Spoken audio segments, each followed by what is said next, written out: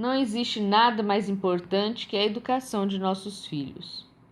Nós, pais e professores, fizemos este vídeo para que vocês, pais e professores, possam entender o que são as bases curriculares comuns. Em primeiro lugar, vocês devem saber que a Constituição brasileira afirma, em seu artigo 205, que a educação é dever da família. Ainda mais, a Constituição também limita o papel do governo federal na educação. Ela afirma, em seu artigo 22, que em matéria de educação, cabe ao governo federal apenas fornecer as diretrizes e bases da educação nacional. E em seu artigo 210, um conteúdo mínimo para o ensino fundamental. O restante da educação cabe aos diversos sistemas estaduais de ensino e às próprias famílias. E não é só isso. A Lei de Diretrizes e Bases da Educação, em seu artigo 15, preceitua que as escolas sejam assegurados progressivos graus de autonomia, não só administrativa, mas também pedagógica. Em 1998, logo após a aprovação da Lei de Diretrizes e Bases, o Conselho Nacional de Educação debateu o significado dessas expressões. A Câmara de Educação Básica interpretou essas expressões e publicou o Parecer Técnico número 15 de 1998. O Ministério da Educação assim explicou o que estes termos queriam significar. Diretriz é a linha de orientação, norma de conduta. Base é a superfície de apoio, fundamento. A diretriz indica a direção geral a seguir, não as coisas miúdas do caminho. A base significa o alicerce do edifício, não o próprio edifício que sobre o alicerce será construído.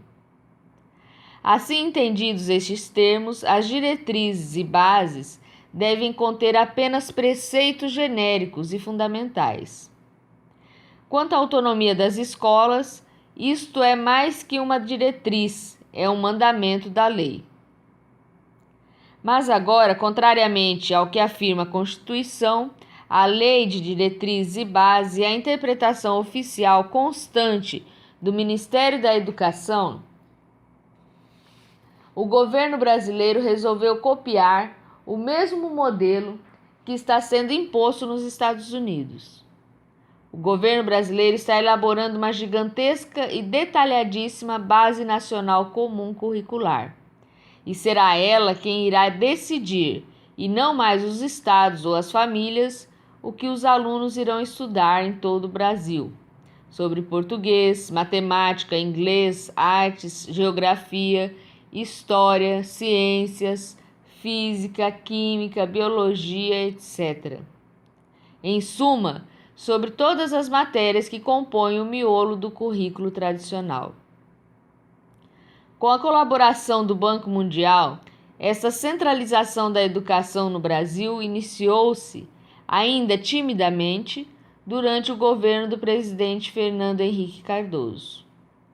Mas o próprio ministro da Educação da época, Paulo Renato Souza, que havia imaginado um projeto semelhante às atuais bases nacionais curriculares comuns, impediu seu prosseguimento, declarando que a iniciativa seria inconstitucional. Uma das consequências dessa centralização inconstitucional da educação será o irrefreável caráter doutrinário e ideológico que a educação inevitavelmente passará a ter.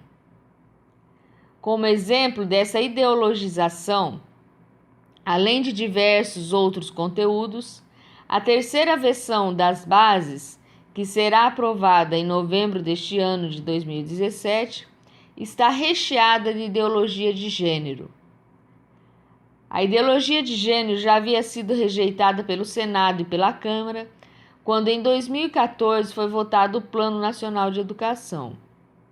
Depois, quando em 2015 foram votados os planos municipais de educação em todo o país, ela foi novamente rejeitada pelos quase 6.000 municípios brasileiros. agora foi reintroduzida pelo MEC na Base Nacional Comum Curricular. Se as famílias não concordarem com este conteúdo ideológico, daqui em diante, elas não terão mais o direito de decidir sobre o que será ensinado aos seus filhos. O governo federal terá tomado a última palavra e o lugar dos pais no que diz respeito à educação de seus filhos. Entre as inúmeras citações à ideologia de gênero presentes na base, fica estabelecido na página 19 da terceira versão que entre as competências gerais da base deverá figurar o exercício da valorização da diversidade, da identidade e do gênero. Na página 165, a base exige que os professores de artes problematizem nas experiências vividas em aula as questões de gênero, corpo e sexualidade. Na área de ciências humanas, a base afirma na página 305 que a diversidade de gênero deverá ganhar especial destaque e na página 351 que o professor de História deverá, ao apresentar sua matéria, destacar as temáticas voltadas às questões de gênero. Um processo semelhante de centralização e ideologização do ensino está ocorrendo também nos Estados Unidos, de onde ele está sendo copiado para o Brasil.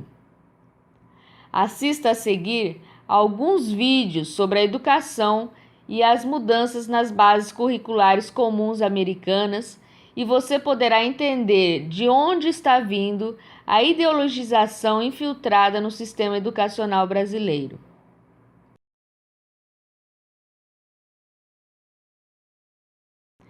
Lembre-se, não existe nada mais importante que a educação de nossos filhos.